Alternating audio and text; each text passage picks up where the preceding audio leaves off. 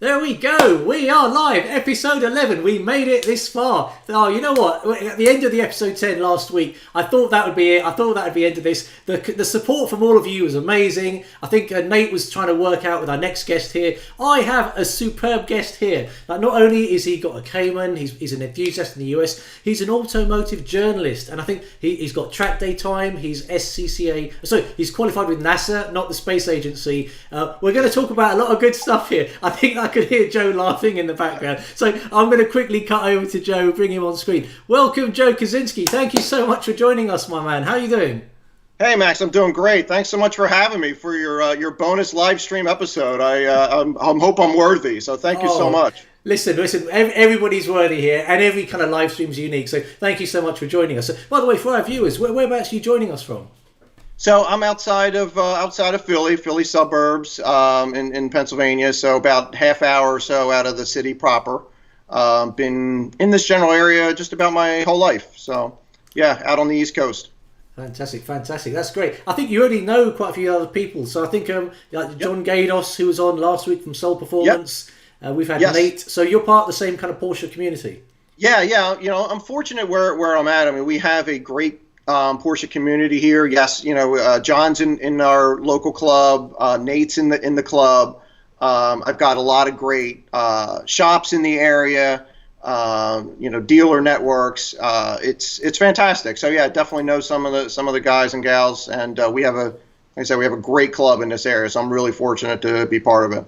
Well, it's really awesome to have you on, because I think the very first kind of we had Anthony, a guy from Sydney, on, and he took his Cayman out on track. So I think there's quite a lot of good things we can cover here from your car ownership stories. In fact, you did a great article on 6Speed Online that I read a couple of days ago, which is just around, you know, power. We'll kind of talk about some of these other things later on, but let's maybe start with your car ownership story, because one thing that made me laugh is you said that you're 50 this year and you've been into cars since the age of 2. So yes.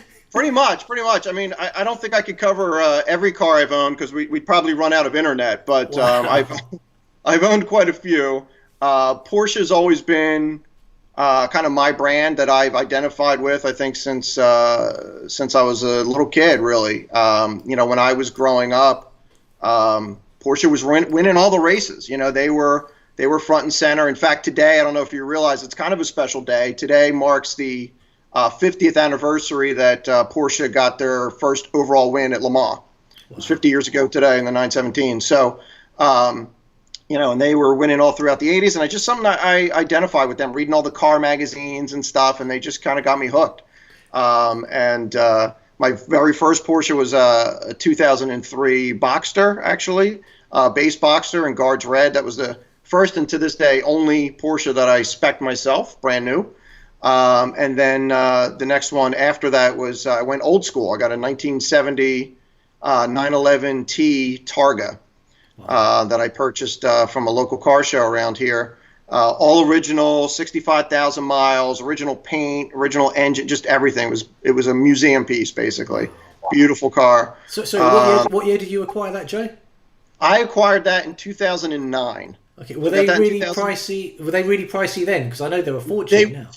Yeah, they were not really. So the funny thing is, and this was just dumb luck, I certainly wasn't timing the market, but I happened to buy it right before the air-cooled 911s really took off, especially the long hoods, right? They just went nuts.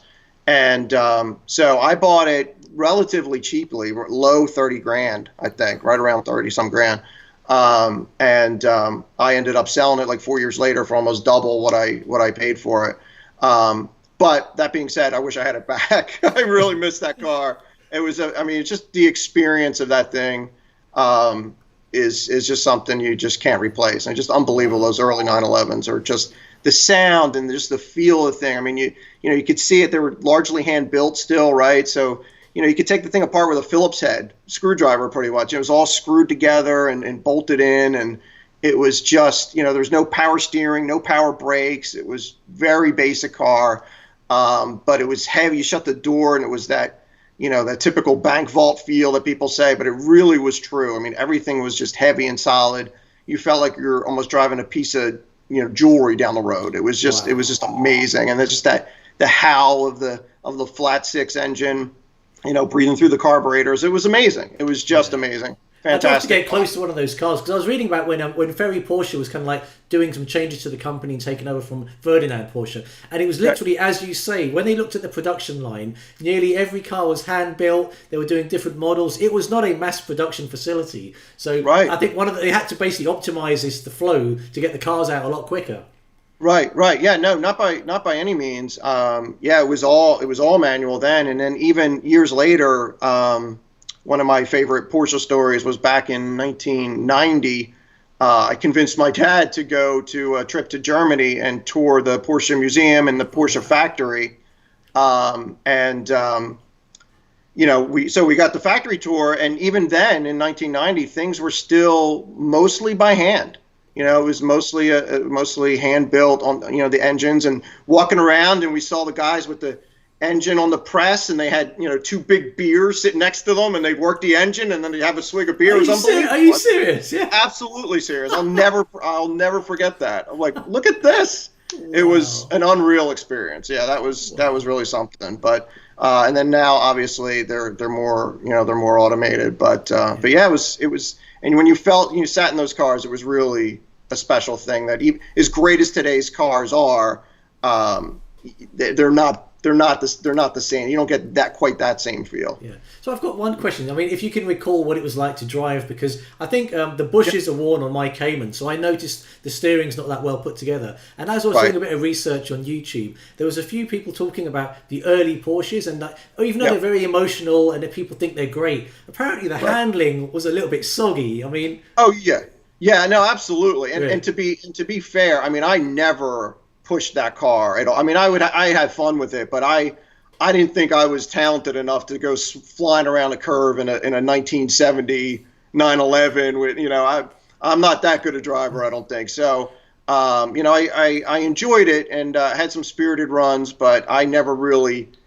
pushed it that hard. I just enjoyed the sensation of the thing, the sound of it. When you do drive the older cars too, especially those 911s, you get to realize how small they are. You pull up to even a Cayman today would feel like an SUV almost. It was a tiny little car, and you kind of forget that. If you pulled it next to a modern 911, it would look like modern 911 would look like a minivan compared to that thing, right? It was tiny. It was small. Wow. It's got tiny little tires, and everything was scaled down. I think it made 130 horsepower thereabouts. Had the 5-speed manual transmission. It was very, very analog experience. I mean, you really felt like you were driving something special every time you went out. Even if you were going 10 miles an hour, it was a special experience. Wow. And when you sold that car, which car did you sell it for? Was it another Porsche, or did you go to? So interestingly, no. So I ended up selling. And this is one of those things that you look back on decisions in your life, and you're like, oh, boy, this one was tough. But what happened was, like I said, I kind of bought it early on before the prices got really crazy. But then as it was getting more and more valuable, and it wasn't ever $1 million car by any stretch, but it was getting pretty expensive. And because it was so original and in such great shape, I started getting a little paranoid about taking it anywhere. Is it going to rain? Is it going to be cloudy? Is it going to be cold? Is somebody going to ding it, right? Like, I just started making myself nuts over it. And I was like, it's in good shape. I've enjoyed it for a few years. I'll get the money out. I'll sell it, before anything kind of happens. And ended up selling it to a guy in Belgium, believe it or not. Wow. Yeah, I forget what website I listed it. It might have been the early 9/11 registry website. And like the next day, he shot me like pretty much a full price offer, wired me the money, and he had a trailer come pick it up about a week later, and that was it. But so I sold that, and believe it or not, did not go right to another Porsche after that. I ended up getting a 2013. You probably will know this car. It was a Mini Cooper GP. Oh, yeah. The GP2 that they made for just that 1 year. And I made that my dedicated track car. I drove the snot out of that car on track thousands of miles, competed in time trials with that car. I did everything with that thing. It was a fantastic little car. If you're a Mini fan, those GPs, especially the GP2 that I had, was just an absolute blast. Well, there's a guy that I know in the UK. I think he said the Mini GP had firmer suspension than his current Cayman. Yes, it was rock hard. It was not a comfortable car. Driving it to track events and stuff was certainly a little would rattle your teeth a little bit, especially like I would have all my tools and stuff in the back, so it had no back seats, right? So, which actually worked out well because I could stack 4 tires right across the back, the track wheels and tires with me, and it was a great car. But yeah, it was a little bit raw. It was definitely firm suspension wise, but man, that baby could handle, and I surprised a lot of people on track with that little Mini. It was a lot of fun. And then when I eventually sold that, that's when I moved to my Cayman. Gotcha. This is your current 981 Cayman S. That is correct. Yep. There you go. While we talk about it, I've got a quick video of it on a dyno, so let's bring this up so people can actually see your car. So there we go. Sure.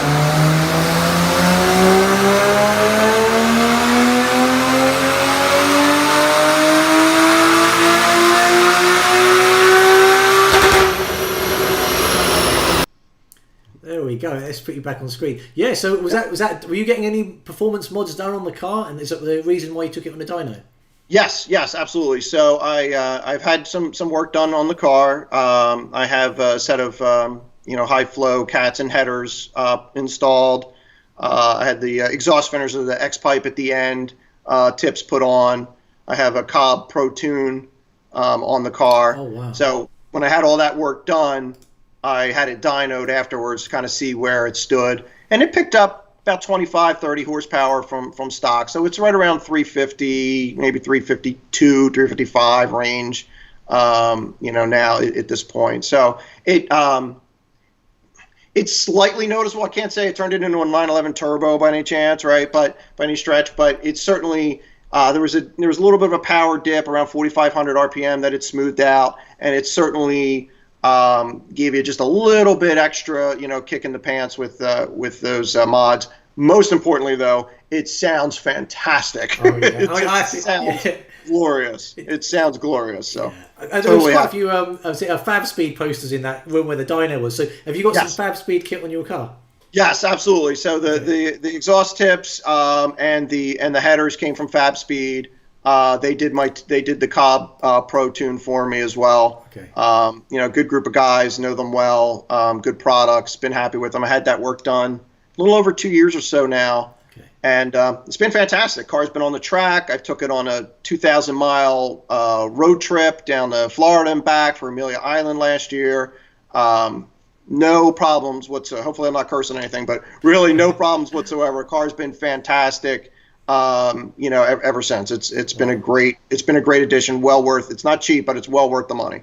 Yeah, no, I do love your car. I mean, as a 987 Gen 2 Sport owner, same colour as yours. I love the lines of the 981. It's a bit more modern because I'm suffering a few kind of wear and tear issues, and I think your car is a keeper. I mean, I don't know what your thoughts are. I mean, are you thinking of changing it ever at some point, or? I'm one of those people, probably like a lot of us, right? Like every 5 minutes, I'm thinking of what's the next car going to be, right? So, yes. But that being said, I'm finding it really hard to let go of that car. So I actually placed an order for a 718 Spider. I put a deposit down about 1.5 years ago. Oh, wow. And just maybe 2 weeks ago, finally the dealer got back to me and said, hey, we've got an allocation. You'll have the car in November. Are you ready to go? And I backed out. I said, you know what, give it to the next person. As much as I think the 718 Spider is a blast and it's great, if I could keep both, I would. But it meant, having to get rid of the Cayman. And, I'm so attached to that Cayman. Like, it's going to take something really, really special, I think, for me to get out of the Cayman. So for right now, it is a keeper until I can maybe get my hands on a GT3 or something like that. That might get me out.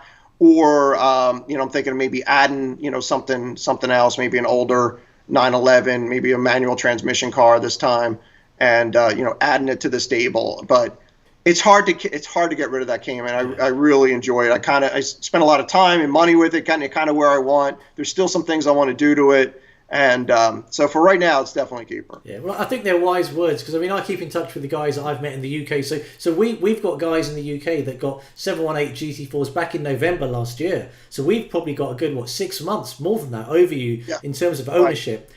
And what these guys are telling me is they're looking to actually... In fact, one of the guys has already sold it back to his Porsche dealership because he just felt he couldn't connect with the car, the engine, the power delivery there, everything. The looks are great, but there's something about the engine that you just couldn't... it's a very emotional thing, cars as well. Right, And each one of us are different. Some people love the 4-cylinder block with the turbos, fills in the low end curve at the bottom, so there's more torque. And there's no right or wrong. If that's what gets you off, that's great. But there's a lot of guys that are now saying they wish they could go back to the 981 GT4, which they sold to get the 718 GT4. Right. Yeah. It's one of those things that sometimes newer is not necessarily always better. And I struggled with that decision because I was waiting so long and I was getting so excited for the Spider. And then when the day finally came, I just couldn't see myself saying to the world, okay, who wants to buy my Cayman? It was hitting me I don't think I'm ready to do that.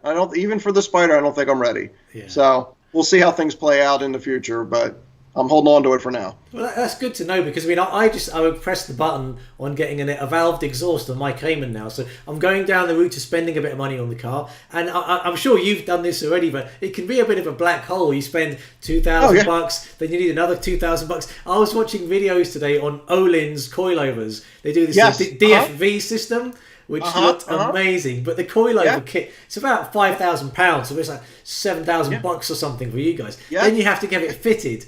And apparently, guys were saying, if you have that done to your Cayman, forget about a GT4. It will just feel like a GT3. It's amazing. And then you kind of go, how much money do you spend on your car, That's very true. And that's kind of where I'm at, Matt. With this car, I'm kind of on that tipping point, right? So I've done... the mods that I've already mentioned. I've done some other cosmetic stuff. I had the car ceramic coated. I had some window tint done. So some other little things. So I'm in it for a bit of money. And now I'm like, okay, I want to do the suspension would probably be next. Then it's like, well, do I put seats and a roll bar in it and a harness? Do I go, if I'm going to be using it more and more on the track, I probably really should. Or do I just buy, something else and make that the dedicated track car and keep this Cayman kind of a dual purpose thing? So, another decision that, you struggle with trying to reconcile in your head. But if you're thinking of getting the exhaust, do it. Yeah. Do it now. I mean, at least, get as much enjoyment out of it as you can because you will not be sorry. It's a great investment. It transforms the car. I mean, it's really a great experience. You'll love it. I love the way that you use the word investment, and I know where you're coming from because it's more of a personal thing. But I guess there was a part of me thinking, I spend the money. In the UK, it can actually put people off if you ever sell your car because they'll think, oh, he's got an aftermarket exhaust. It's going to cost me more than putting the original factory one on. But you know what? It's not about selling the car. It's my car now, and it's going to stay my car. So I'm going to do what I want to do to it. End of story. Exactly, and that's perfect. And you get more, you might as well do it sooner than later because if you do eventually sell, you at least get to enjoy it for a longer period of time, right? Because you're not going to get your money back on that investment, but what you get back is, all those miles of enjoyment, right? That's what you get back out of it. That's what you're paying for. So, go ahead and do it. It's easy for me to spend your money, Max. So cool. One thing I'd like to sort of touch on is you said you kind of turned 50 this year. So, upcoming congratulations. You're NASA approved as a track instructor. So when did you kind of say, I want to get into, doing instructing? So going on a track day is one thing, but to be an instructor, it's quite a high bar to achieve. And, many guys will think they're a good driver, but it's only when you try to become an instructor where someone who's really a driving instructor looks at you and they point out your bad habits, where you hold the steering wheel, your power delivery. And they always say going fast doesn't look exciting. So can you maybe sort of talk us through how you got into this and when you got into this being an instructor? Yeah, absolutely. So my track driving days started back in 2003 or 2004. And that was with actually a Honda S2000 that I had at the time. And I signed up for, so previously, I told you I had a lot of cars, Max. So previously to the S2000, I had a Mazda Miata, and I was part of the Mazda Miata club. And I had recently sold the Miata, got the S2000, and but I was still part of the club a little bit, and I saw that they had an ad for a track day or whatever, and I signed up. And it was happened to be with NASA, and I will still never forget the first track day. Right, you're just tingling after. It was an amazing experience. And I'm like, well, I have to do this, right? So I worked my way up through the different, grades. So the way NASA works, like a lot of other organizations, you have different levels, right? So for us, it's just basically 1 through 4. Level, 1 is where you start out, and then 2, 3, and then 4 is the top, and then you can move into racing or time trials, instruction, whatever. So I worked my way through for the years. And then after I did level 4, then I did time trials for a bit, like I said, in the Mini. And, I got to a point where I was like, well, maybe I want to instruct. To that point, the only kind of instruction I've done was there's a teen driving school we have out here called Street Survival, where we teach young kids some basic like car control skills and so forth. And I've been doing that, and I enjoyed it very much. But I'm like, you know what, maybe I should try to do some track instruction, because I remember still my very first instructor, and it made such an impression on me that I was hoping that maybe I could pass a little bit of that on to other new students, right? Because as fun as it is, if you have a lousy instructor your first day, it's going to put you off to the experience, because it's a big investment, time and money and everything else. And I thought, you know what, let me give it a shot. I think that's something I would really enjoy doing. And I also felt that by instructing, that helps make me a better driver as well, right? Because there's things that maybe you forget about or whatever, but when you're in there and you're instructing, you're kind of reviewing things over and over again. It makes you a better driver. So recently, it was really just a year or so ago that I went to NASA, and they have an instructor program that they run, usually 1 or 2 weekends a year. I signed up for that, and basically it's a whole day class there's a mix of classroom with an exam at the end of just your knowledge base of track driving, car dynamics, etc.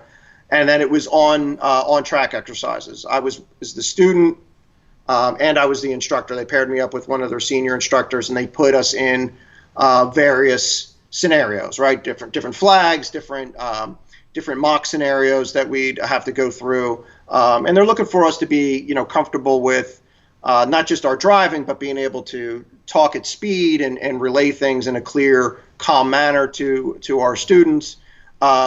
It's really more about that and that interaction and keeping people safe than it is about ultimate driving skill, right? Because I'm an instructor, I have some experience, but I will never say I'm the world's greatest driver by any stretch. I have a lot left to learn, but I think I come across well to my students. I can interact well with them. I know where they've been. I've been through it all too. And then you hop in. You get they either pass or fail you, and then they put you with a student right away. Oh. And and I started instructing, and then the way we work here at NASA is they before the track weekend, maybe a week or so before, they'll send us out our assignment for who our student's going to be. And then we reach out to them via email. They'll swap email addresses for us, and I'll reach out to my student, and I'll say, hey, I'll introduce myself. What do you guys, what do you guys or girls looking for to get out of the weekend? Tell me your experience. What's your car like? How long have you had it? Have you been on track? Was it rainy? Was it dry? Was it cold? Right? Whatever. To try to learn as much about them and what they're trying to get out of the day and the weekend before we get the track. Because the track day itself is usually pretty overwhelming for first timers and for newer students. So I've been doing that, and I really enjoy it. I just love being at the track, and just being around that atmosphere. Seeing new students progress is a thrill. I mean, I just love getting in the car with them and just seeing how they progress from the beginning of the day to the end of the day to the end of the weekend. And it's a bonding thing too. I mean, it's something you can really forge a relationship with, and I just really enjoy it. It's a lot of fun. It takes a special, I think, person to instruct, because you're sitting in the passenger seat of somebody you've never met, and they're just tearing at 100 miles an hour towards a wall, and hey, you don't have a wheel or a brake near you, yeah. But it's a wonderful experience. I've really enjoyed it. Wow, that's amazing. Would you say that, when most people kind of like candidates come to you, do they kind of say, is it like because they want to improve their times? Is it because they want more confidence on track? Would you say that it's a mixture. Like some just want to know. So for example, there's a guy that had a 981 GT4. Unfortunately, he was involved in an accident and he kind of wrote off his car. And he wanted to know if a car kind of hits you from the back and you kind of swerve off, how do you control kind of at speed? So do you actually do kind of like defensive driving, or is it just more like lap times? So we don't really. So with the beginning students especially, we really don't focus on lap times at all. In fact, we discourage any kind of lap timing equipment in the cars with the students because we don't want them to get kind of obsessed with that. Your lap times will come as you become more comfortable in the car and so forth. So when we start out, we're looking. Again, what I say to my students when I first meeting them, there's three objectives this weekend. Number one is you, me, and your car are going home in the same condition, right? Safety is the first thing. That's number one. Number two, we're going to have fun, right? We're going to have a blast out here. It's just we're around, cars and tracks and race cars and all kinds of stuff. It's going to be a blast. We're going to have a good time. And then three, we're going to work on making you a better driver, right? And we go out and some students are interested in a particular item that some are obsessed with. How fast can I go? Right? How fast can I get the car going on the straightaway? But thankfully, those are usually in the minority. Most folks are really looking to be just better drivers. Yeah. How do I corner a car? Because it's complete. If you've never driven on the track, I know you have, Max. But for folks that haven't, nothing driving on the street prepares you for a track day. Really, it's a totally different. You brake differently. You accelerate differently. You're looking ahead differently.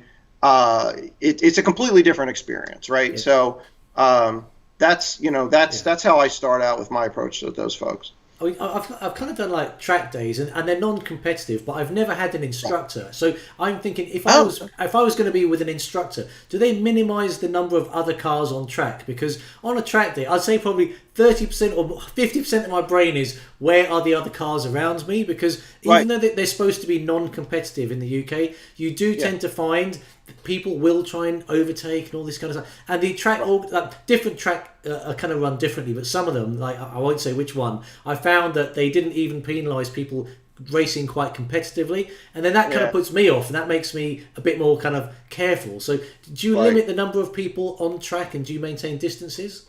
Sure. Yeah. So there is a car limit. Every track's a little bit different. It's based on basically the size of the track, the length of the track. So something like Lime Rock Park, which is less than 2 miles, you're going to have we allow less cars on the track than say Watkins Glen, which is over 3, right? So we do limit the number of cars for one. We do not tolerate racing, dive bombing people in the corners, stuff like that. We for our Group 1 folks, you must have an instructor with you. Okay. You have to. You can't get on track without an instructor in the passenger seat with you. The Group 2 folks, you must have an instructor on your first session of the morning.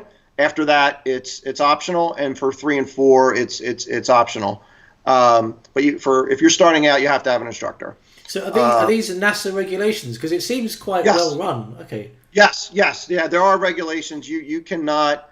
They will not let you out. They will physically stop you at the pits and will not let you in. So another track organizer could have the track and do a whole different set of rules, but these are the NASA regulations you're talking about. Yeah, it's potential. So sure, yeah. So there's the SCCA here as well, the Sports Car Club of America, and they have what they call track nights in America, and it's usually in the evening or late afternoon. It's a lower price option for folks to get a taste of the track basically. And for that, they don't have in-car instructors, right? They kind of work a little bit on the honor system. Hey, are you advanced? Or are you beginner? Or whatever. And they'll have folks, instructors available trackside to talk through you. But it's not required to have an instructor in the car. So yes, different organizations have different rules. PCA is the same thing, that you have to have an instructor in the car. They usually have an instructor in the car with you for the first 2 years that you're running with PCA. Again, the idea being safety more than anything else. That's number one. You don't want anybody getting hurt. So yeah, we're pretty strict about having an instructor in the car, really just to keep you safe. I remember, Max, like I said, I remember my first track day very clearly. if I didn't have an instructor, I don't know. I had such tunnel vision. Like, I didn't see flags, stations, nothing. I mean, they could have had Elvis waving the flag. I wouldn't have had any clue because I didn't see it. You know, I need my instructor saying, hey, the checkers are out or whatever. So, yeah, we definitely are very strict on making sure we have instruction. Wow, you kind of mentioned safety, and I know you were talking about, you know, vehicle safety by having the instructor, but there's a couple of guys on the channel here who have got track days in the UK quite soon, and they've literally said that instructors in the car are not allowed due to COVID-19. So yeah, it's the other way around, you know, at the moment. Yeah, so that's an excellent point. So all of my track days so far this year have been canceled because of COVID. I have not been on track yet this year. In fact, the first one for me will probably be Watkins Glen at the end of August. There's a couple in July, but I may have mentioned earlier, I'm in the middle of a move right now, so I'm moving in July, so I'm not going to be able to get to the track until August. But same deal, NASA has come down with new regulations as well, following CDC guidelines. We can't have in-car instructors either. So we are now going to do kind of lead follow sessions and things like that to do the instructor. We'll have instructors in between, maybe every 3 cars. We'll have an instructor out and kind of do our best that way while this, COVID thing plays out. But up until then, we've always had the instructors in. But, yeah, COVID's kind of changing the rules on a lot of things. So we'll face that soon. Gotcha. By the way, for you guys out there, keep your questions coming. I'll dip into them now and again. I know that if you've got questions for Joe, put them out on the comment stream, and I'll dip into them as we go along. So I think one of the questions we had were, have you had any of your students, like, literally, we're going back to the pits, this behaviour is not tolerated? Like, just reckless driving or just not listening to you? Thankfully, not really. I mean, some have been more aggressive than others. I haven't had anybody say, kind of flat out, or act like they were just out of control. If they do, obviously, I would speak to them immediately. And if I don't get my point across, I go to the chief instructor, and I say, this guy, he can't go back on the track, right? Until he says that. And sometimes, look. Or give them a different instructor. Maybe it's me, right? Maybe I'm not getting a message across. That's totally cool. There's different, different personalities. Some people just don't mesh. I'm fine with swapping students if that helps, right? Yeah. But luckily, so far the students that I've had have all been kind of willing to learn. Some, obviously they're going to make mistakes and so forth, but for the most part, they've been pretty good with listening to instruction and being receptive to that. So I'm thankful. Again, now that I'm saying this, I'm sure when my next track event comes up in Watkins Glen, I'll have somebody crazy. But so far, so good. Okay, cool. We've got a cool question from Andy. It's kind of like a double part question. So, what's your favourite track to drive on? And if you could drive on any track in the world, which one would that be? Wow, that's an awesome question. So, my favorite track that I've driven on so far is probably Watkins Glen. I absolutely just love the track, love the area. It's just fantastic. All the history there, the Formula One race there, right? And here in the United States, we don't have many Formula One tracks, right? So the fact that used to run there, and NASCAR still races there on a modified track, but nonetheless, it's there in Watkins Glen. That is a phenomenal track. It can be an intimidating track because there's a lot of areas where there's very little runoff, right? The Armco is right at the track out area in a couple spots. But it's got the elevation changes. It's a long track. It's just got everything. It's a fantastic track. Love it. It's in a beautiful area. It's just phenomenal. So that's my favorite. If I could drive any track in the world, boy, there's a bunch on my list. There's a bunch. Certainly, I've never driven the ring, right? So I'd love to be around the Nürburgring. I'd love to do Monza to see what Monza is about. I think I'd love to do Spa-Francorchamps. Those are some that kind of bubble up to the top of my head. And then certainly it's a street circuit, but if they can close it down for me one day, I'd love to run Monaco. Really? That right? One scares me though, because I probably wouldn't take it very fast, but I'd love to run it just to get that experience to see what. Because when I watch that on TV, I'm just amazed how those drivers can just do that lap after lap, just come millimeters within, the Armco every time. I'm just in awe. I think those people are superhuman. I don't know how they do it. So I would love to do, a few laps of that just to get a taste of what that's like, It seems you've actually got a qualified instructor here. So there's a couple of guys in the UK doing track days, maybe even this coming week. So my technique always is start off slow and gradually kind of build up speed as you get confidence. What would you say to someone that's trying out a track for the first time? Like, how should they approach the track? I mean, I think that's a good general approach, Max. Again, don't focus on. Try not to, be competitive out there, right? Don't focus on lap times. Don't focus on beating your buddy or anything like that. Focus on being safe and having fun, and being receptive to your instructor. Listen to them. They will help you. You will get better.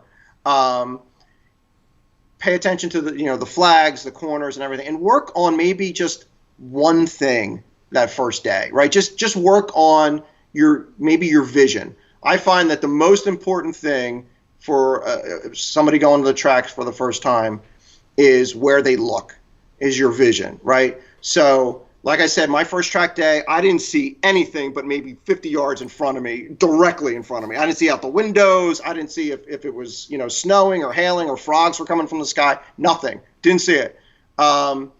Vision is really the most important thing. Work on looking further and further ahead. If you're in the braking zone for one corner, look for the apex of the next one, right? Really get your head up and your eyes looking forward, because things are moving faster than you're used to on the road, right?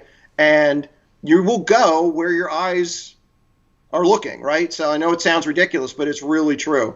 So I think, working on your vision is a really important thing when you're first starting out on the track. I wouldn't go too crazy on your car mods or anything like that first. It's your seat time. And just practicing, getting comfortable at speed with some traffic around, learning the flags, learning the basics, knowing when, to pit, and knowing when you're tired. Keeping yourself hydrated is important. Yeah. I know it's all like basic kind of boring stuff, but really it makes your experience more enjoyable, because at the end of the day, usually these track days start very early in the morning. You might have driven a while to get there. And by the end of the day, you might be toasted. You might be exhausted. So kind of know when to give it a break.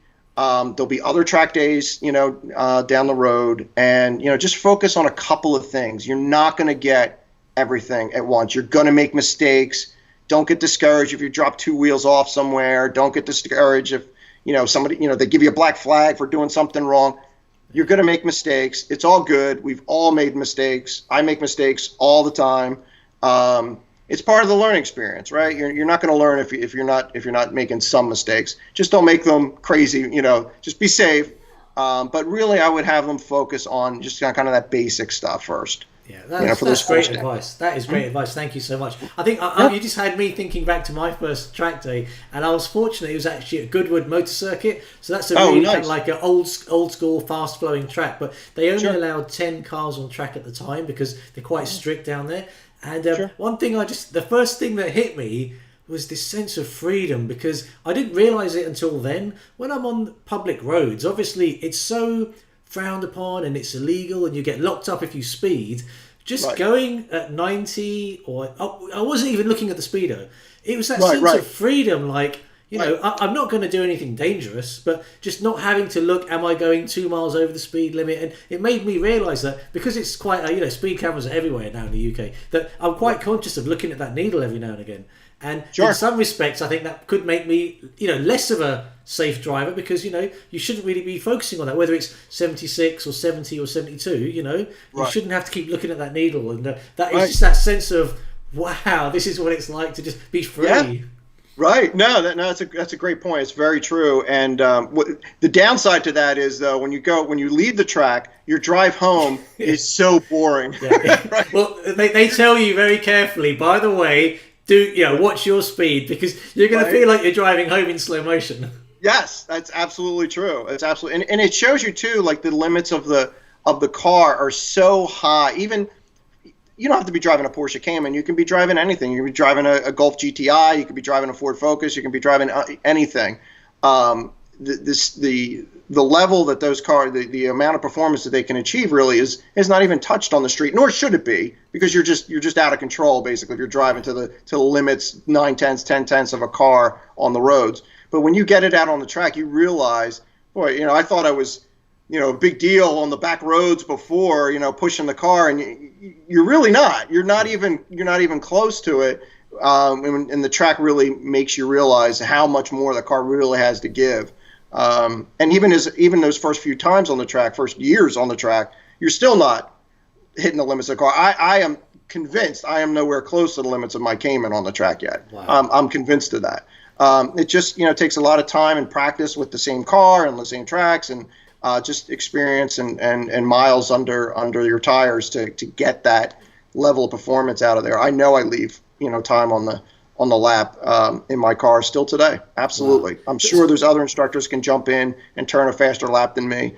And that's okay. I'm comfortable where I'm at, and working on the things that I still feel that I need to work on, and I'll get there eventually, but it's the journey that's the fun part, right? Such a modest guy. So one thing I'd like to sort of touch upon is that, given that your knowledge of the tracks, you're an instructor, you obviously have a Cayman. Can you maybe talk about how you kind of feel the Cayman handles on track, the steering? Obviously it's a special car for a lot of us here, but right. You being a track instructor, I'm guessing that you can feel the car. You've had a number of cars, as you've said. Can you maybe talk about the handling characteristics of a Cayman that make it so special? Sure. It's just a fantastic platform from the jump, right? I mean, it really is. It's a very almost neutral handling car. It's a car you can just jump in and be comfortable in right away, right? You can see, you have good vision out of it as long as you're not trying to back up. But generally, out the front or the sides, it gives you, you can place the car really well. It turns in well, turns in quickly. The brakes are solid. It's a beautifully handling car. It really, really is. It's very neutral. You got to really be a little bit foolish to kind of get the car crossed up. It really is a joy to drive, and it sounds fantastic. I got to tell you, when I'm ripping down the straightaway at Pocono or the Glen or something where you got a wall or something right next to you, you got the windows down, and you slam on the brakes and you hear that thing downshift. I mean, if you don't feel like you're in a race car, I don't know, you're doing something wrong, because it's just such an emotional feel. I mean, you can't get the smile off your face. You can't get the smile off your face. I don't care if everybody's passing me all day. I don't care. I'm having a great time. The car, it handles, like I said, it just handles beautifully. It can take the abuse. One of the great things that I love about Porsche, one of the things that draws me to the brand, is they really take to abuse. I mean, they really do. They're not fragile. Yeah. You can just pound on them, and they just take it. They just take it, right? There's the old saying in racing, right? To finish first, you must first finish, right? Yeah. And Porsche's finish, right? They're there at the end of the day. And the car's been super reliable for me, even with the modifications that I've done.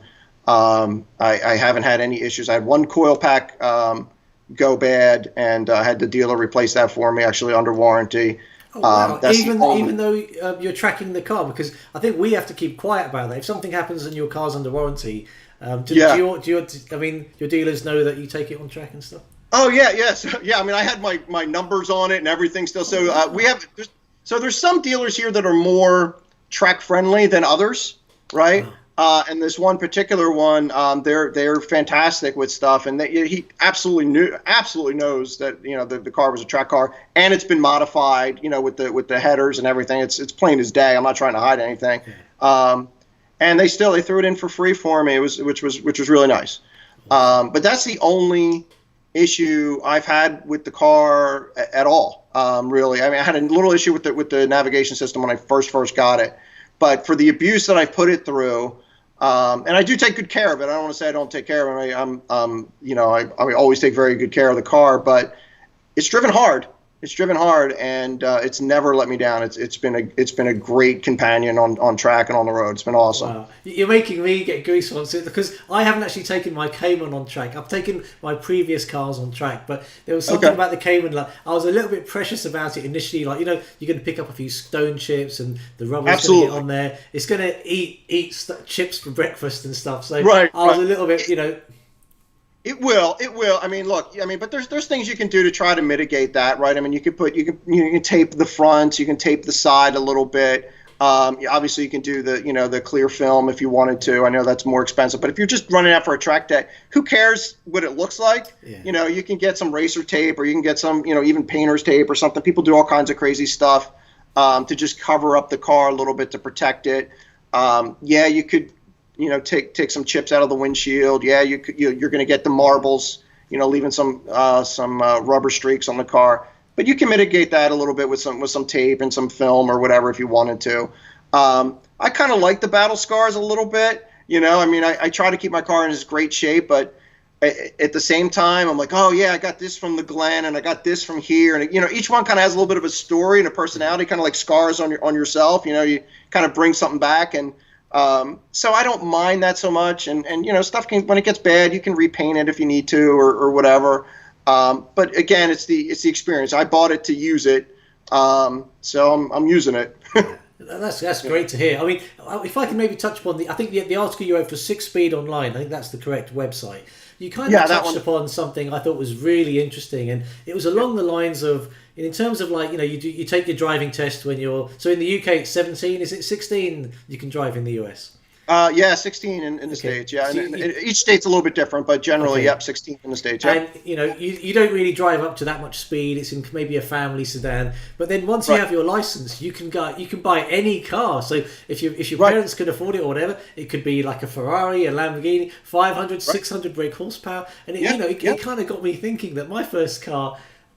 It was a 1 litre engine, but I'm guessing it might have been, I don't know, 60 brake horsepower or something. So I think the 320 I got is plenty. But like, in terms of the power the Cayman has got, and you were just saying you don't even get the most out of the car on track, which I find is like amazing, because you're not just looking to like just do 0 to 60 in like a straight line. You want to tease out the extra power. So what are your thoughts on the power the Cayman has? So you've got the Cayman S, you've got 320, you've got 350 now, you've tuned it up. Would you say that as a track car, it's got more than enough power as a track car, and you don't really need any more?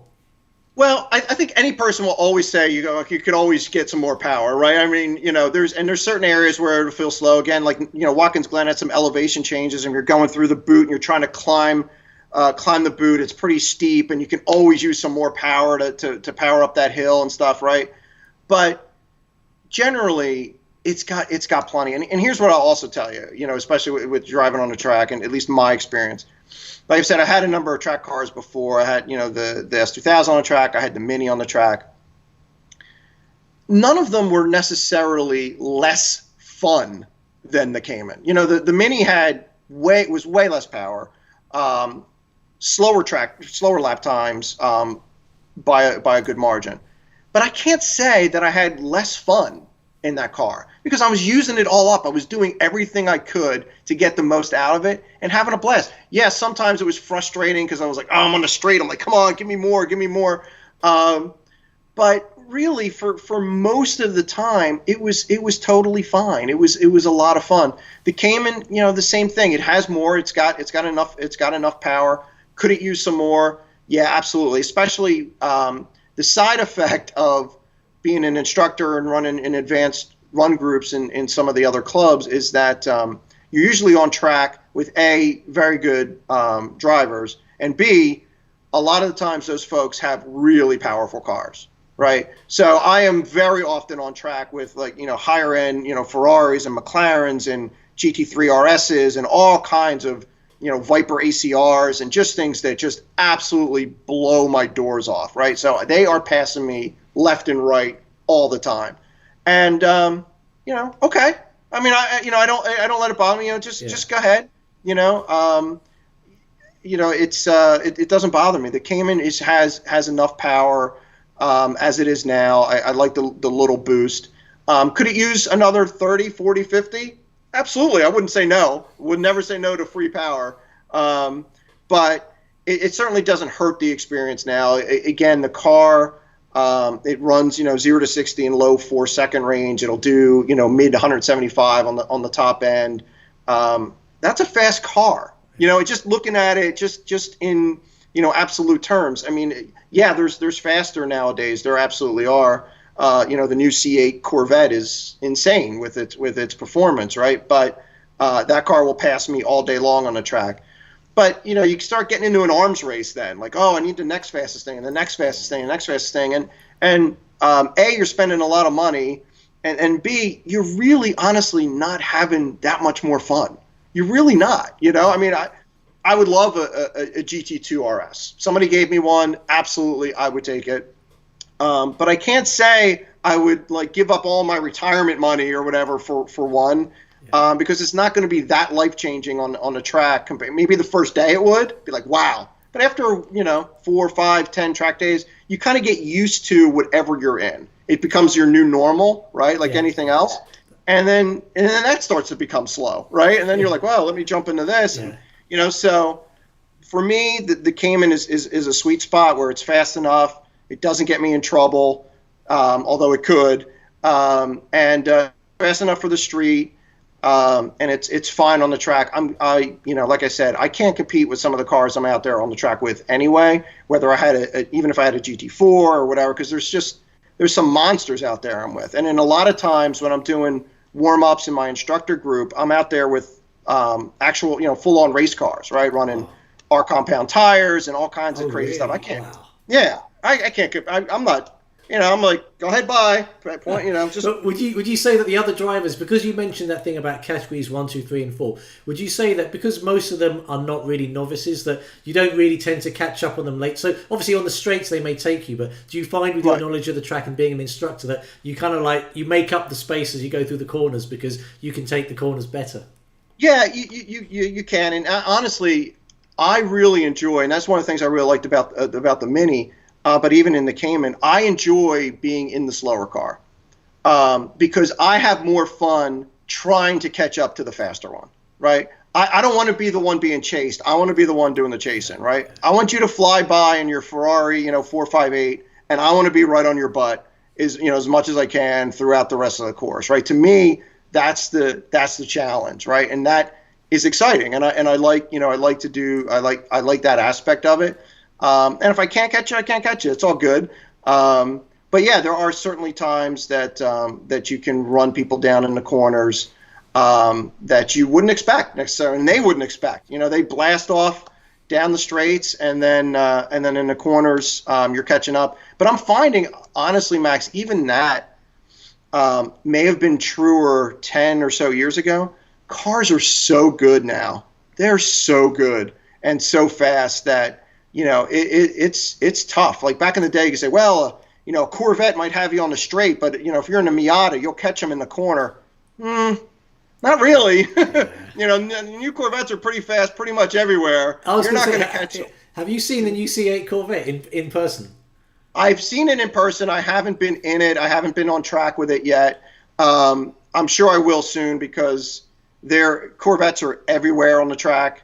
It's a very popular track car here, so I'm sure I'll see it eventually.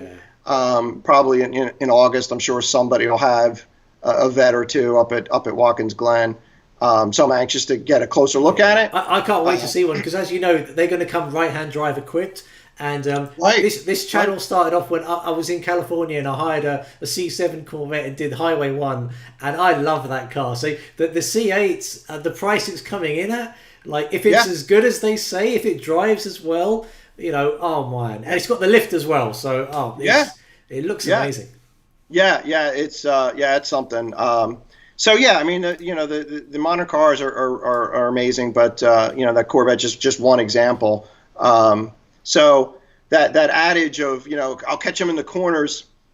Yeah, sometimes. But again, for me, I really enjoy being the one doing the chasing and trying to run people down and and giving them a little bit of a surprise and having them walk over to me in the paddock later and saying, "So what kind of modifications have you had on that car, right?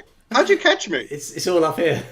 Right. Yeah. Sometimes it is, but Goes the other way too. I've been passed by people that I'm like, how did that Honda get past me? Right. So goes both ways. Yeah, some other people are running race compound tires. So are you quite sort of fussy over your choice of rubber? Like, do you actually put different compounds on for track days, or are you just wearing a standard semi-road, semi-track compound tire? Yeah, so I have a dedicated set of wheels and tires for the track. I have my Cayman came with the 20-inch standard, Carrera 2 or whatever they were, Carrera S wheels.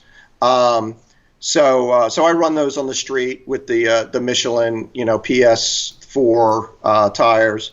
On track, I have a set of 19-inch wheels that I run the Bridgestone RE71Rs on, which is not a full R compound. It's kind of I think it's a 200 tread wear or something like that. I'm looking behind me because, like I said, I'm kind of working out of this closet here in the move, and I've got a set of wheels and tires right behind me. Oh wow! Cool. Yeah, but they.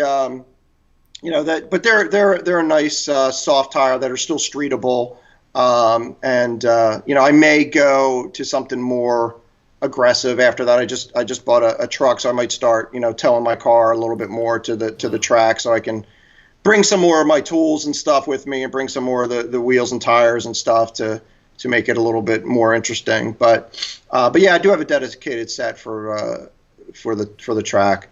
Wow, you're just making me think I want to get out onto track. So if I was in the US, like, how much does it generally cost to get a NASA? So let's say Watkins Glen, or I want you as my track instructor. Like, what's the commitment? Right. Is it like a 2-day weekend thing, or can I do a half day, a full day? Because I was trying to get a feel for like how much it costs. Sure. The answer is it depends, of course. So it depends on the track. Different tracks cost a different amount. So some of the tracks, like in close to me in New Jersey Motorsports Park has a couple tracks. Pocono has a number of configurations off of their main track. Those are usually less expensive, on the less expensive side. Watkins Glen is probably the most expensive track in this area. It's pretty pricey to run there. They just did a repave of it about 2 years or so ago, and they kind of boosted the price to rent the track after that repave.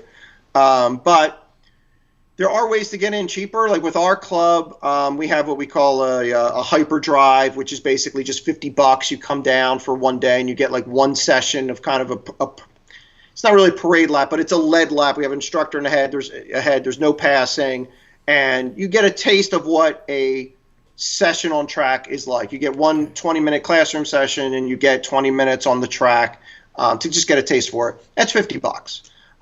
If you do a full day, again, depending on the track, you're looking at probably between $200, maybe $300.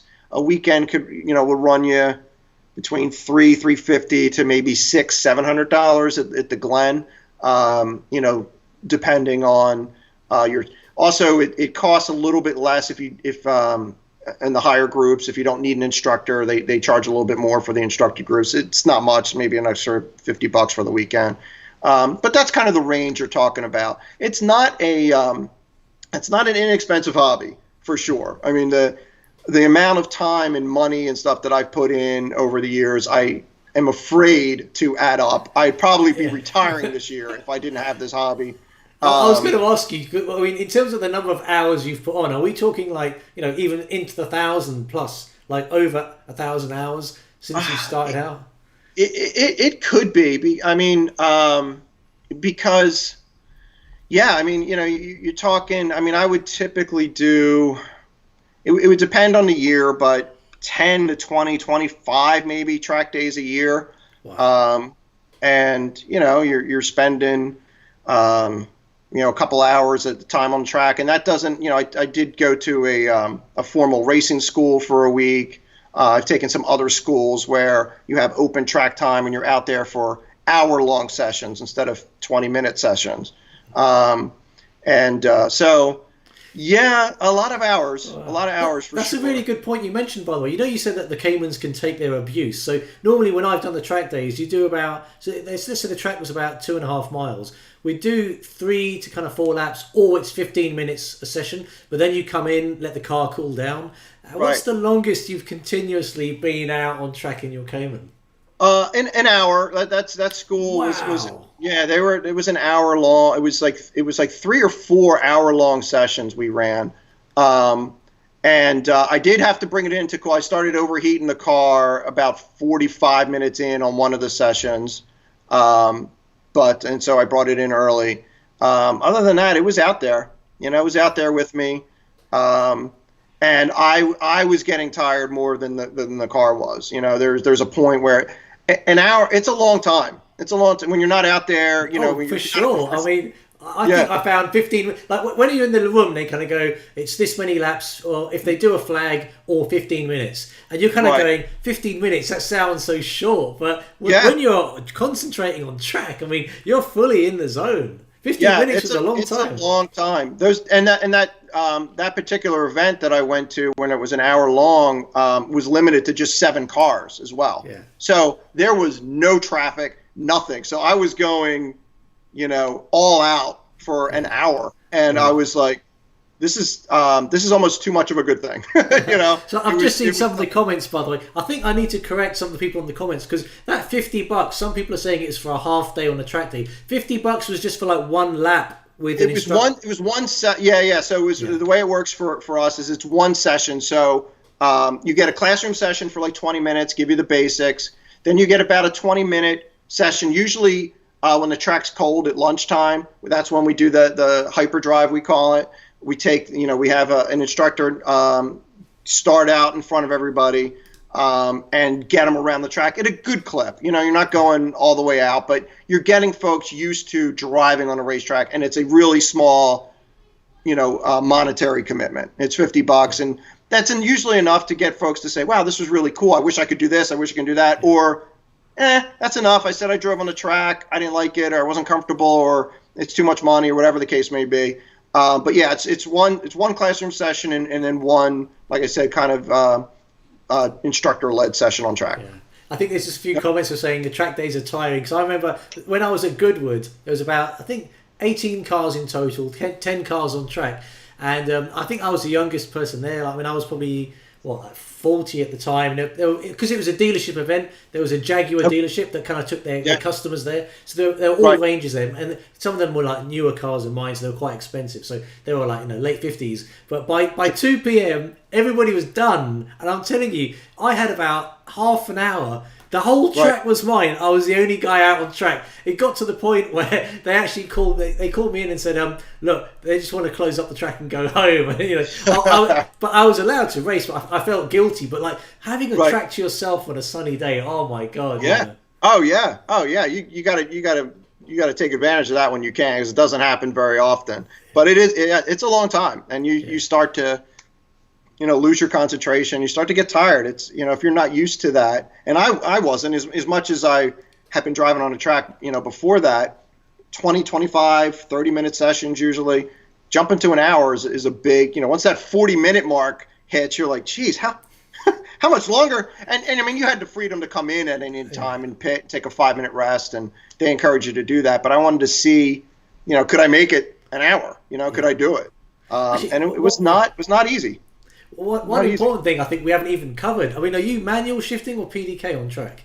So every car I've owned, every sports car that I've owned, until this Cayman, was a manual transmission. So the Mini, the Miata, the S2000, the previous Porsches were all manuals. I was looking at this Cayman, and I test drove it the first time. It was PDK. Which I'd never drove before, and I was like, you know what, this is amazing. This is really amazing. I want to try the PDK. So the Cayman is the first automatic car that I've had on track ever, and I'm really impressed with it. I'm really impressed. It's an amazing piece of engineering, quite honestly. And the funny thing is, I thought when I first bought the car, I'm like, all right, well, I'll just kind of leave it in auto mode when I drive around town, and I won't really mess with the paddles. But when I get on the track, I'll use the paddles and everything like that. It's been the complete opposite. I use the paddles constantly when I'm driving around to have a little bit of fun. When I'm on the track, I put it in Sport Plus. I put it in automatic, and the car just is almost always in the proper gear. Almost always. Could a pro driver do a little better? Probably, overriding with the paddles. Could I once in a while? Maybe. but honestly, 99% of the time, it is dead on, right where it should be. It's magical, and it's one less thing to kind of think about. It's almost cheating. It's unbelievable how well that transmission gets you around the track. You don't have to worry about, oh, do I miss a shift? Do I do this? Do I do that? It's just you just go. That's not to say I don't miss a manual transmission. There's something about that you can't replicate with a PDK, but it's a fantastic transmission. So yeah, I'm happy with it running that PDK. Yeah. Awesome. Yeah. So by the way, all you guys, you're not going to get a chance to sort of have Joe here. So ask your questions away. I'll kind of dip into them. I'll be kind of keeping up to date while we kind of go with it. And at some point, I'm going to kind of invite Nate on, because Nate introduced the two of us, and that was just great. So we'll kind of call him here in a moment. I guess while we're here, Joe, is there anything else that you'd like to sort of, I know there's loads of things we could talk about, but there's some of the writing that you've done for like some of the publications. Sure. Yeah. How does that side of things work? So do you talk about more? Are you more than just writing for the Porsche community? Absolutely. So I write for our local club, Porsche Club, has a newsletter that we publish every other month, and I write for them. But earlier this year, I also got a side gig as a freelance automotive writer for a company called Internet Brands. And Internet Brands, their automotive group runs countless, I don't know, 50, 60 automotive websites. From Renlist to Six Speed Online, Corvette Forum, Ford Truck Enthusiast, Jaguar Forum, Toyota, Honda, everything you can think of pretty much. And I write for all of them. Okay. Obviously my base is Porsche, and that's what I know the best. But I've written for all of them. There's a couple editors that I work with, and I would say 80% of my articles are covering news stories. Hey, this guy has this YouTube video out and he's getting a lot of interest. Let's cover that. Or, Porsche's coming out with their new, Targa. Let's cover that, something like that. And then the other 20% are kind of op-ed pieces that I write, just on things that I would like to talk about that my editor's like, yeah, that's a good idea. Let's run with that. So like the special driving license one that I wrote, I wrote a piece not that long ago. We were just talking about it, but PDK versus manual transmissions. I just did a piece on that. A piece on Porsche's history at Le Mans. I just did, in regards to their anniversary that's today. So if you Google Joe Kucinski author, you'll see all my stuff. If anybody's interested in wasting a few hours of your time, reading my articles, that's you can find me there. But yeah, I write pretty much for every brand you can think of, and it's a good way to stay in touch. And I just love to do it. I mean, I love cars, trucks, anything anything automotive related. In September, I have my Porsche support vehicle right now is a Ford Raptor. I have a 2019 Ford Raptor, and I'm going to be flying out to Utah in September and taking a Ford Performance Raptor school, where they teach you, doing off-roads and jumps and stuff like that. Wow. So I'm looking forward to doing that. Anything silly that I can do behind the wheel, I'm totally up for. So, So I mean, it's a lot. It's been a lot of fun, and I've really enjoyed, doing the writing. I got. I'm doing a tire review for Yokohama, probably in the next month or so. They have a new high-performance tire. Came out, I think, maybe a year or so ago, the Advan Apex V601, and they want me to do a write-up on that. So they're going to send me a set of tires. I'm going to slap them on the Cayman and do some, performance tests around it and give my impressions of that. So that'll be coming out soon. So, have my hand in a little bit of everything to keep myself, busy and engaged. That sounds awesome. I know you sent me a couple of links. What I'll do, I'll put that up on one of the comments on this video. And if you can maybe, I'll try and search the PDK versus manual one. That sounds quite interesting to me. So that's brilliant. We've had a couple of questions on this, your instructing experience. And one is, where do you hold the steering wheel? Because I know I'm at fault. I don't hold the wheel properly. When you kind of look at your students holding the wheel, what do you kind of say to them is, the habit they should get into? Yeah. So two ways. Two things with the steering wheel. As far as distance wise, your arms are straight out. Your wrists should kind of break over the rim of the steering wheel. You're sitting straight up in the seat. You reach out. So that's how you know you're kind of at the right distance away from the wheel. And as far as hand position itself, it's 9 and 3. 9 and 3 is where your hands are to best control the wheel and give you the most range of motion without having to do like any kind of crossover or hand shuffling. You want to really avoid that. So the wrist breaking over the steering wheel and 9 and 3 is where I set my students out as a baseline for proper steering wheel usage. Gotcha. And then there's another one on track the tire pressures. So do you actually like advise on maybe less pressure than normal because obviously the heat builds up and that kind of stuff? Yeah, tire pressure is a really interesting topic. We could spend probably another hour talking just tire pressures, right? And again, not to cop out, but the answer to that is also kind of it depends, right? So different cars, different track, different conditions. Is the track damp? Is it dry? Is it soaking wet? Are there puddles? Is there a river? All are a little bit different. So like a wet track, for example, if a track is damp or wet, you might want to run a little bit softer setup, meaning less pressure. If the track has some standing water, you're going to want to up the pressure so you have the tires cut through the standing water a little bit better. That's just an example.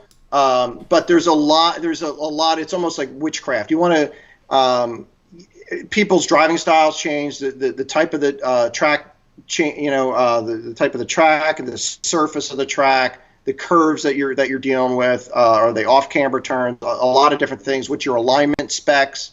That all comes into play. What I tell folks starting out is read the pressure it's on your door jamb. Start with that, right? We'll start with that, and then we'll kind of go from there. And if you have, a tire, temp gauge, right? That's a good tool to use to make sure your tire is kind of heated evenly, assuming it's a standard alignment and you don't have like crazy, negative camber or something built in. You want kind of, an even wear and even temperature range when you get off the track. If it's hot in one spot and cool on another, you might want to adjust your pressures a little bit. So tire pressure is a really interesting subject, and you can get really far down the rabbit hole on it. But that's kind of some of my high level impressions on that. But I usually tell folks that are just starting out, at least, start with the manufacturer recommended pressures, and then we'll go from there. If there's something crazy with the weather or something, then we'll work on that, case by case.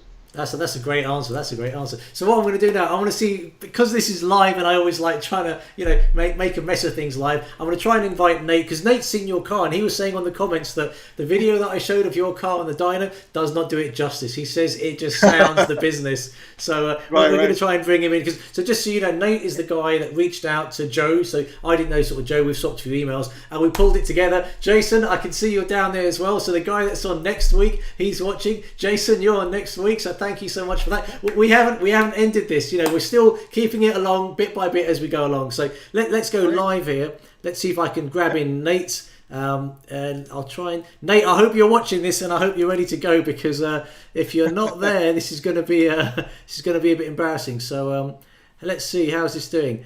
I'm supposed to be calling you up right now in true professional. Oh, there we go. So let's see how this works.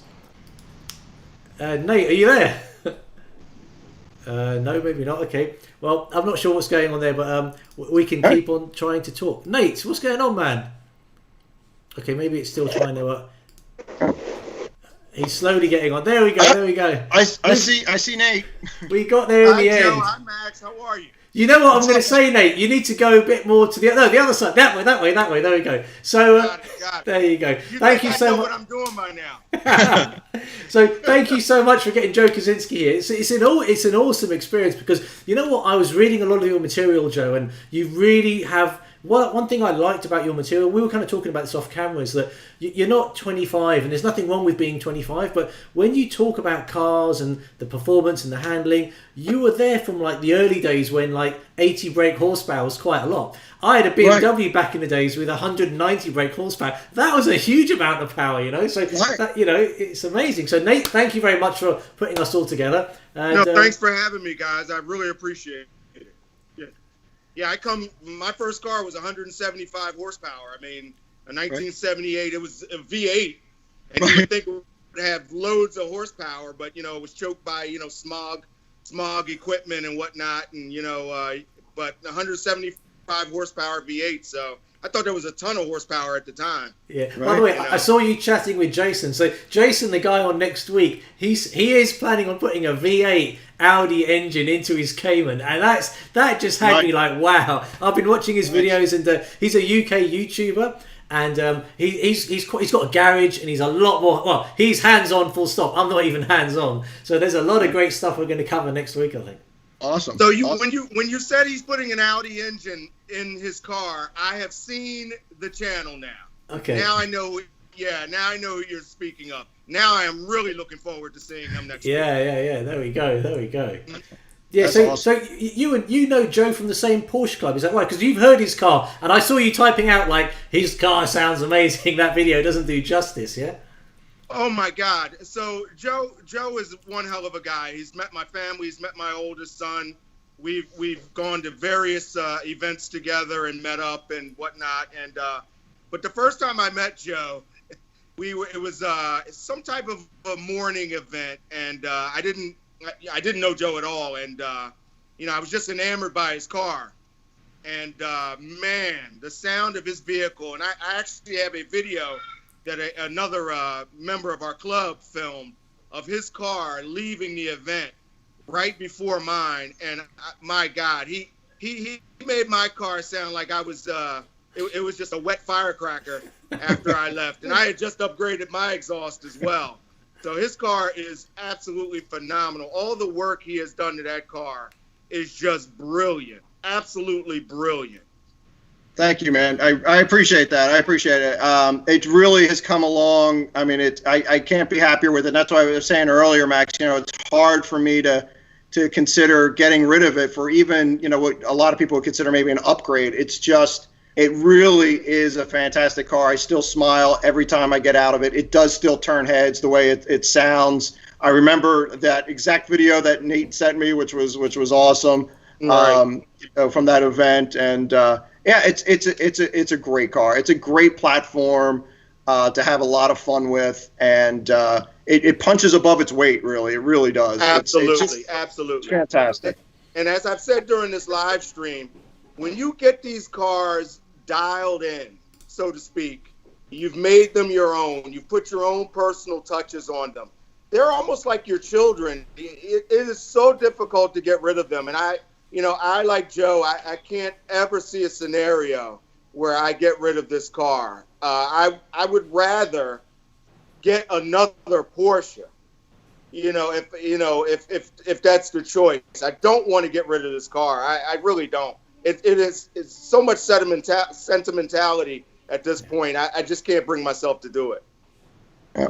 Well, yeah. So here's one question for you, Joe. So you're at kind of a local Porsche meet. Nate walks up to you and goes, "Joe, can I have the keys for your car for a little while?" How precious are you with your car? Do you actually let other guys drive your car?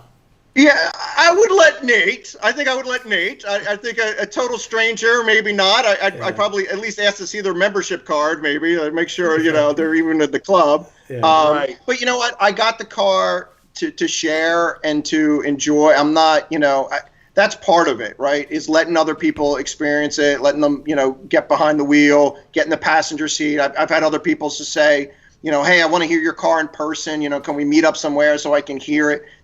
Absolutely. I want other people to experience it. It's not yes, it's precious to me, but it's not a $1 million automobile that's got like the plastic seat. I drive the snot out of that car. Right. There's nothing that Nate can do to that car that I haven't done.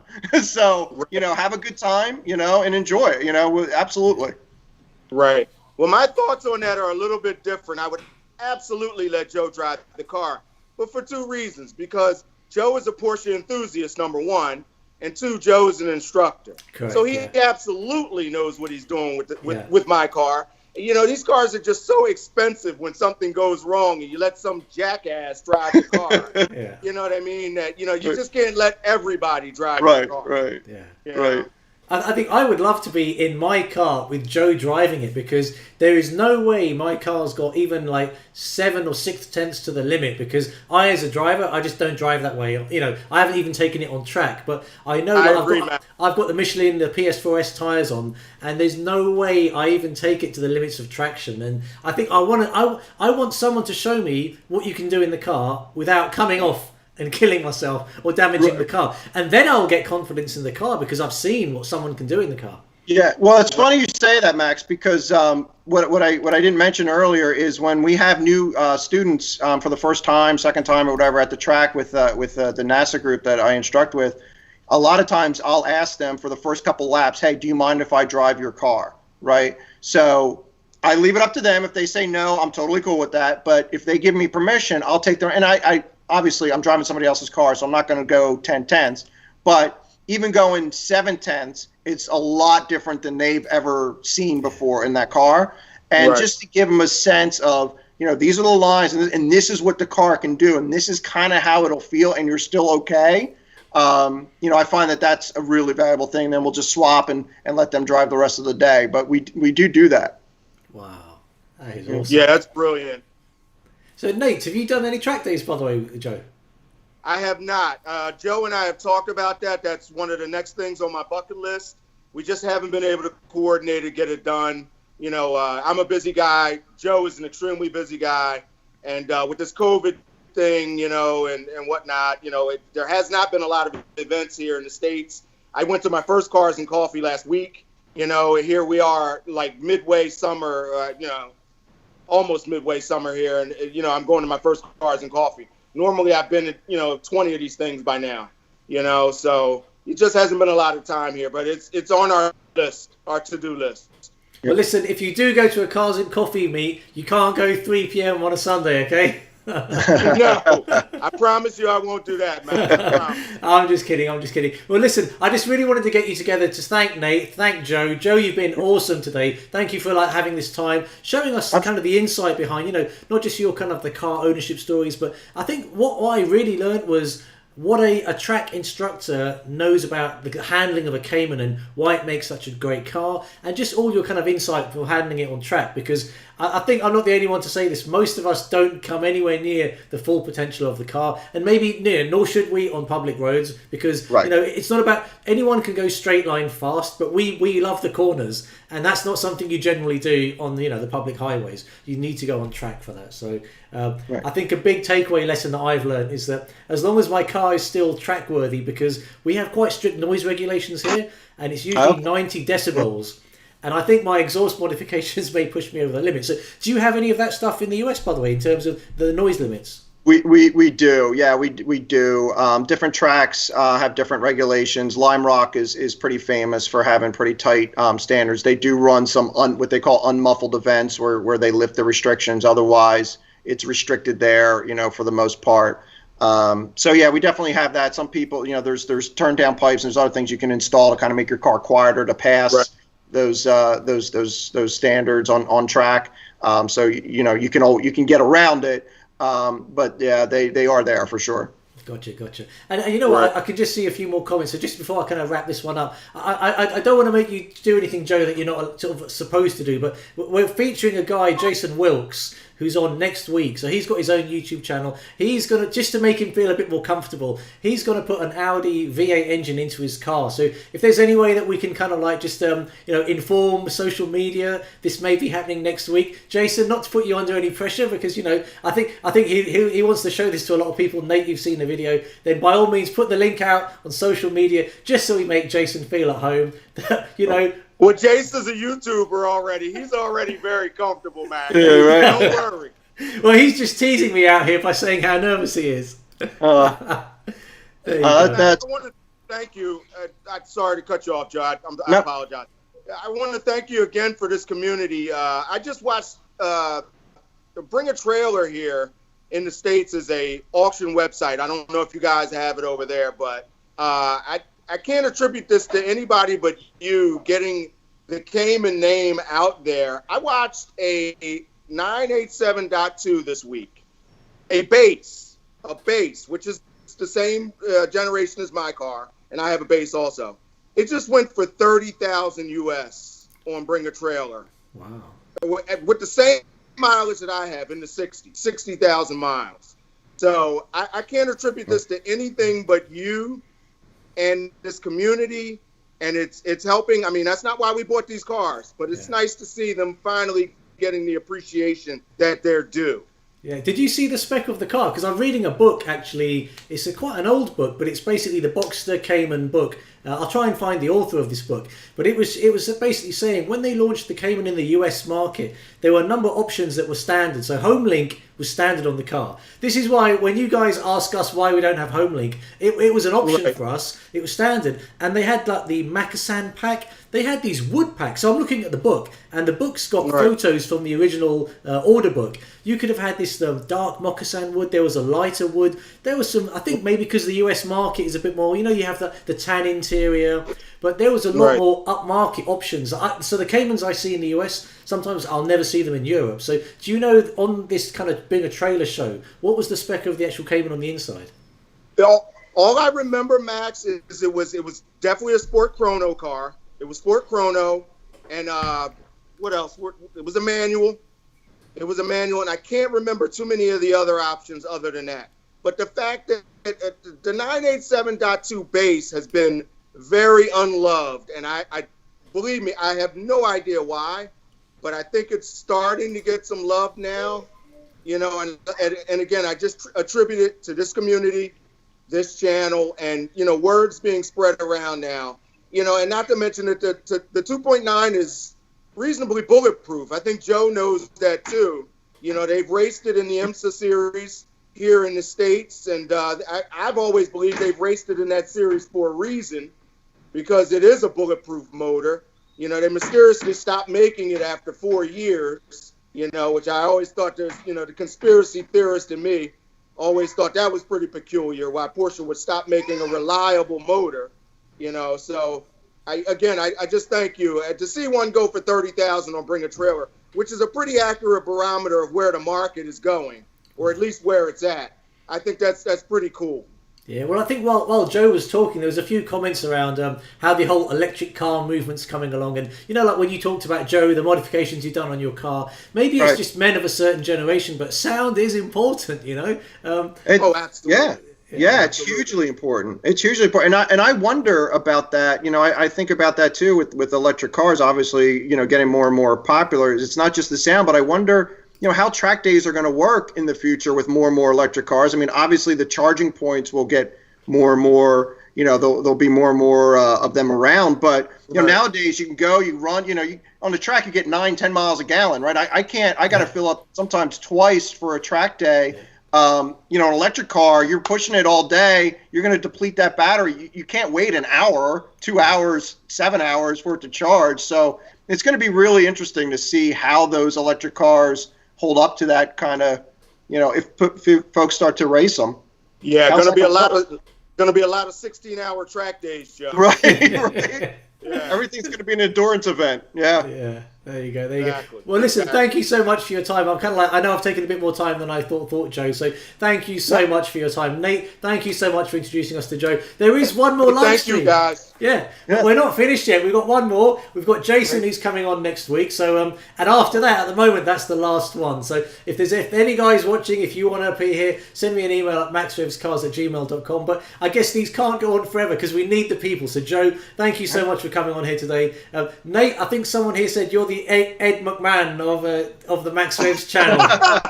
So I really appreciate that. Strangely, if I remember correctly, that's the guy from WWF, though, yeah. No. Ed who's- McMahon was on the Tonight Show, which I Oh, okay, sorry. Sorry, I'm thinking of Vince McMahon or something. You're thinking of Vince McMahon. That's the one. That's a whole other thing, Max. There you go. Okay. Well, listen, Joe, it's been a lot of smiles to me. You know, during lockdown, I don't really get out of the house. I work in IT. I smile the most in this 1.5 hour slot that we have. So thank you so much, guys. Great. It was my Thank you pleasure, both, Nate. guys. Thank you very much for introducing us, connecting us, and thanks for inviting me on. I hope everybody enjoyed it. I had a blast. It was awesome. Brilliant. Thank you so much. We're enjoying life and Great cars to guest, the max. Joe. Great guest. Oh, indeed. I mean, I feel like I'm going to go out and get a track day, and I want to get some instruction as well. So you've done a lot for the track community as well. So well done, Joe. Thank you so much. Good. Awesome. Yeah, awesome. This lit the fire under me a little bit more as well. I Awesome. agree. All right, we'll There get you you go. out there, Nate. We'll get you out there, buddy. Thank you, Joe. Yes, enjoying life and cars to the max. See you guys. Thank you so much for joining us. And we've got See you Jason guys. Wilkes next week. See ya. All right, bye-bye. Bye-bye.